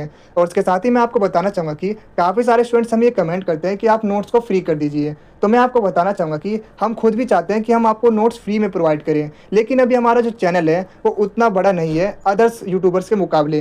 अगर आप उनके कंपैरिजन करोगे तो उनके जो जो सब्सक्राइबर्स होते हैं वो लाख 2 लाख सब्सक्राइबर्स होते हैं और उनके जो व्यूज़ आते हैं वो 50,000 लाख व्यूज़ आते हैं। और मैं आपसे वादा करता हूँ अगर हमारे सब्सक्राइबर्स होते हैं वो 1 से 2 लाख भी पहुँचते हैं और हमारे वीडियो पर 50,000 30,000 भी व्यू आते हैं तो हम आपके लिए नोट्स को फ्री कर देंगे। तो मैं आपसे यही रिक्वेस्ट करूंगा कि आप वीडियो को लाइक और ज़्यादा से ज़्यादा शेयर कीजिए, क्योंकि जैसा कि आपको पता ही है नॉलेज बांटने से बढ़ती है और आपका ये सपोर्ट ही हमारी ताकत है। और 49 रुपीज़ बहुत ही अफोर्डेबल प्राइस है और आप इजीली इसे परचेज़ कर सकते हो, इतना महंगा नहीं है। और आप खुद सोचिए, आप किसी सेमेस्टर में अच्छे मार्क्स चाहते हो वो भी 49 रुपीज़ में, क्योंकि काफ़ी सारे ऐसे स्टूडेंट्स होते हैं जो कि पैसे बचाने के चक्कर में सेमेस्टर रिपीट कर देते हैं। और मैं आपसे यही रिक्वेस्ट करूँगा और मैं यही प्रे करूँगा कि आपके जो सेमेस्टर है उसमें अच्छे मार्क्स आएँ। तो आप हमारी पीडीएफ को परचेज़ कर सकते हो, वो भी 49 रुपीज़ में, बहुत ही रीज़नेबल प्राइस है, मैं सच में बता रहा हूँ। तो कुछ इस तरीके से आप हमारे नोट्स को ईज़िली डाउनलोड कर सकते हो। तो इसके बाद चलिए बढ़ते हैं अपने अगले यूनिट की तरफ। तो अब जो हमारी 6th यूनिट है जिसका नाम है साउथ अफ्रीका, तो इस यूनिट से कुछ इस तरीके से आपके एग्जाम में क्वेश्चंस पूछे जाते हैं। एंड अगर आप इन सभी क्वेश्चंस को पढ़ते हो तो आप एक कंक्लूजन पे पहुंचोगे कि इसके अंदर बेसिकली हमें जो अफ्रीकन नेशनल कांग्रेस थी उसका क्या कंट्रीब्यूशन था साउथ अफ्रीका के अंदर रंगभेद को ख़त्म करने में। तो इसके ऊपर आपके एग्ज़ाम में हर बार क्वेश्चंस पूछे ही जाते हैं। एंड मैं आपको बता दूं कि ये एक ऐसा क्वेश्चन है जो कि हर साल आपके एग्ज़ाम में पूछा ही जाता है। एंड मैं आपको गारंटी दे रहा हूँ कि इस साल भी आपके एग्ज़ाम में ये क्वेश्चन आएगा ही आएगा। तो अपने आंसर में सबसे पहले हम एक इंट्रोडक्शन लाइन लिखेंगे, यानी कि परिचय लिखेंगे, जिसके अंदर हम ये बताएंगे कि साउथ अफ्रीका के अंदर बहुत ही लंबे समय से रंगभेद की नीति लागू थी, यानी कि इसके अंदर जो अश्वेत थे उनके साथ काफ़ी ज़्यादा डिस्क्रिमिनेशन किया जाता था, भेदभाव किया जाता था। एंड उनको कोई भी पॉलिटिकल राइट्स भी नहीं थे, सारे के सारे पॉलिटिकल राइट्स गोरे लोगों के पास थे, यानी कि श्वेत लोगों के पास थे। और इस अन्याय के खिलाफ जो जैसे इंडिया के अंदर इंडियन नेशनल कांग्रेस ने इंडिया की इंडिपेंडेंस में एक इम्पोर्टेंट रोल निभाया, तो इसी तरीके से अफ्रीका के अंदर अफ्रीकन नेशनल कांग्रेस थी जिसने कि अफ्रीका के अंदर इस रंगभेद को ख़त्म करने में एक इम्पोर्टेंट रोल निभाया। और इस अफ्रीकन नेशनल कांग्रेस के लीडरशिप में ही अफ्रीका के अंदर डेमोक्रेसी की स्थापना होती है और वहाँ पर जो रंगभेद की नीति लंबे समय तक चली आ रही थी उसको ख़त्म किया जाता है। एंड इसके साथ ही मैं आपको बता दूं कि इस अफ्रीकन नेशनल कांग्रेस के जो सबसे बड़े लीडर थे वो थे नेल्सन मंडेला, जिसके बारे में आपने पहले भी पढ़ा होगा। तो ये तो अभी हमने थोड़ा सा इंट्रोडक्शन जान लिया। इसके बाद अब हम बात करते हैं कि आखिर अफ्रीका के अंदर ये अफ्रीकन नेशनल कांग्रेस का क्या भूमिका थी, क्या रोल थे। तो इसके बारे में बात करते हैं कि आखिर किस तरीके से इसने अफ्रीका के अंदर रंगभेद को समाप्त किया। तो इसके अंदर सबसे पहले हम बताएंगे अफ्रीकन नेशनल कांग्रेस की स्थापना से कि कैसे इसकी स्थापना होती है। तो मैं आपको बता दूं कि 1912 के अंदर इस अफ्रीकन नेशनल कांग्रेस की स्थापना की जाती है। एंड इसका मेन ऑब्जेक्टिव यही था कि जितने भी लोग हैं उनको सबके लोगों को अधिकार मिले, समान अधिकार मिले, जो नस्ली भेदभाव हो उसको ख़त्म किया जाए और इसके अलावा एक न्यायपूर्ण समाज की स्थापना की जाए। तो इसके लिए जो अफ्रीकन नेशनल कांग्रेस है उसको बनाया गया था। एंड इसने अफ्रीका के अंदर रंगभेद की नीति का विरोध किया और इन्होंने शांतिपूर्वक तरीके से आंदोलन करके सरकार के ऊपर दबाव बनाने की कोशिश की ताकि इस नीति को हटाया जा सके, क्योंकि इस नीति के अंदर जो अश्वेत थे उनके साथ काफ़ी ज़्यादा डिस्क्रिमिनेशन किया जाता था एंड इसको कोई भी पॉलिटिकल राइट्स भी नहीं दिए गए थे। एंड इसके साथ ही मैं आपको बता दूं कि इस अफ्रीकन नेशनल कांग्रेस के अंदर जो इसको लीड कर रहा था वो था नेल्सन मंडेला जी। एंड ये जो नेल्सन मंडेला थे इनकी लीडरशिप में ही ये मूवमेंट हुआ। एंड मैं आपको बता दूं कि अफ्रीकन गवर्नमेंट ने 28 सालों तक इनको जेल में भी रखा, लेकिन उसके बावजूद भी इन्होंने अपने मूवमेंट को जारी रखा और हिम्मत नहीं छोड़ी। एंड इसके साथ ही मैं आपको बता दूं कि जो इंटरनेशनल ये जो अफ्रीकन नेशनल कांग्रेस थी इसने इंटरनेशनल ऑर्गेनाइजेशंस का भी सपोर्ट लिया ताकि वो भी इस रंगभेद की नीति को समाप्त करने के लिए सरकार के ऊपर दबाव बना सके। तो ऐसे में जो ये इंडिया जो अफ्रीकन नेशनल कांग्रेस थी, इसने एक इम्पोर्टेंट रोल निभाया अफ्रीका के अंदर इस रंगभेद की नीति को ख़त्म करने में। और इसके साथ ही मैं आपको बता दूं कि इस अफ्रीकन नेशनल कांग्रेस ने अंतर्राष्ट्रीय सपोर्ट भी लिया ताकि सरकार के ऊपर प्रेशर बनाया जा सके, और जो दूसरे देश हैं और जो इंटरनेशनल ऑर्गेनाइजेशंस हैं जैसे यूएनओ, तो वो भी सरकार के ऊपर प्रेशर बना सके कि वो इस नीति को समाप्त कर दे, क्योंकि ये पूरी तरीके से भेदभाव पर आधारित नीति थी। तो इस तरीके से बहुत ही लंबे समय तक इस अफ्रीकन नेशनल कांग्रेस ने संघर्ष किया सरकार के साथ, एंड फाइनली 1994 के अंदर ये जो अफ्रीकन नेशनल कांग्रेस थी, इसने सफलता प्राप्त कर ली और अफ्रीका के अंदर डेमोक्रेसी की स्थापना होती है एंड लोगों को वोटिंग का राइट मिल जाता है। एंड जब वोटिंग होती है तो जो पहला इलेक्शन होता है उसके अंदर नेल्सन मंडेला को राष्ट्रपति चुना जाता है, और उन्होंने बहुत सारे ऐसे डेमोक्रेटिक चेंजेस किए और उन्होंने लोकतंत्र को मजबूत बनाने के लिए सभी को समान अधिकार दिए, सभी के अधिकारों की रक्षा की बात की। इसके अलावा इन्होंने सभी को वोटिंग का राइट भी दिया। तो इस तरीके से अफ्रीका के अंदर डेमोक्रेसी की स्थापना करने में जो नेल्सन मंडेला थे और जो अफ्रीकन नेशनल कांग्रेस थी, उसका एक इम्पोर्टेंट रोल रहा। तो कुछ इस तरीके से आपको अपने एग्जाम में आंसर लिखने हैं, एंड आई होप अब आपको ये आंसर समझ में आ गए होंगे। इसके बाद बात करते हैं यूनिट नंबर 7 के बारे में, जो कि है इजराइल के बारे में। तो जो बाकी यूनिट बच गए उसके आंसर आपको पीडीएफ में मिल जाएगा। तो मोस्टली जितने भी इम्पोर्टेंट क्वेश्चंस थे वो सभी क्वेश्चंस हमने आपको अपने इस वीडियो में बता दिया है, लेकिन इसके अलावा भी बहुत सारे ऐसे इम्पोर्टेंट क्वेश्चंस हैं जो कि आपको आपके एग्ज़ाम में देखने को मिलते हैं। तो बाकी के जो मोस्ट इम्पोर्टेंट क्वेश्चंस हैं वो आपको हमारे इस पीडीएफ के अंदर मिलने वाले हैं। देखिए, मैं आपको बताना चाहूँगा कि टाइम बहुत कम है और इस टाइप्स की वीडियो में बनाने में काफ़ी ज़्यादा टाइम लगता है और आपके एग्ज़ाम्स काफ़ी ज़्यादा नज़दीक हैं। तो मैं आपको यही रिकमेंड करूँगा, पीडीएफ को डाउनलोड कीजिए और अपने एग्ज़ाम में अच्छा स्कोर कीजिएगा। तो जैसे आप हमारे नोट्स को डाउनलोड करते हो, सबसे ऊपर यहाँ पर आपको शो होगा सब्जेक्ट का नेम, जो कि है तुलनात्मक राजनीति प्रणाली यानी कंपैरेटिव पॉलिटिकल सिस्टम। इसके बाद आपको मिलने वाला latest syllabus, then exam pattern, और इसके बाद आपको देखने को मिलेगा यूनिट बाय यूनिट हर एक यूनिट के मोस्ट इंपॉर्टेंट क्वेश्चंस। और ये वो सभी क्वेश्चंस होते हैं जो कि अभी तक आपके एग्जाम में अलग अलग ईयर में अलग अलग तरीके से पूछे गए हैं। और इसके साथ ही मैं आपको बता दूं कि इसके जो आंसर्स हैं वो काफ़ी ज़्यादा एक्यूरेट हैं। अगर आप इन आंसर्स को अपने एग्जाम में लिख के आते हो तो आप डेफिनेटली अपने एग्जाम में अच्छा स्कोर कर पाओगे।